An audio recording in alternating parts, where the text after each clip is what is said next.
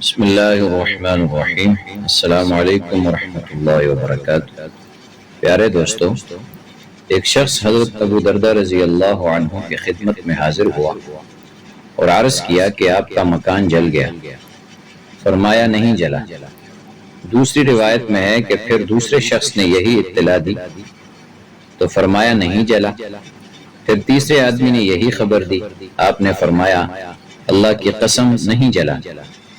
اللہ تعالیٰ ایسا نہیں کرے گا کہ میرا مکان جل جائے، کیونکہ میں نے رسول اللہ صلی اللہ علیہ وسلم سے سنا ہے کہ جو شخص صبح کے وقت یہ کلمات پڑھ لے تو شام تک اس کو کوئی مصیبت نہیں پہنچے گی، اور جو شام کے وقت پڑھ لے تو صبح تک اس کو کوئی مصیبت نہیں پہنچے گی۔ میں نے صبح یہ کلمات پڑھے تھے، اس لیے مجھے یقین تھا کہ میرا مکان نہیں جل سکتا۔ پھر لوگوں کے ساتھ گھر کی طرف گئے تو دیکھا کہ آس پاس کے گھر سارے جل گئے ہیں، مگر ان کا گھر بالکل سلامت ہے۔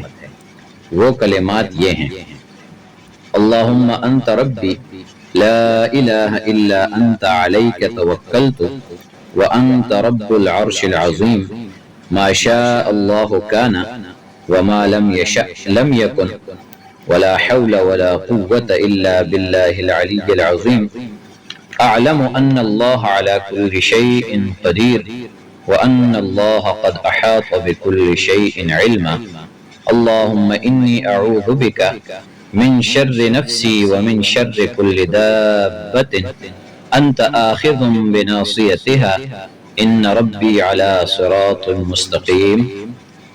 دوبارہ سماعت فرمائیں۔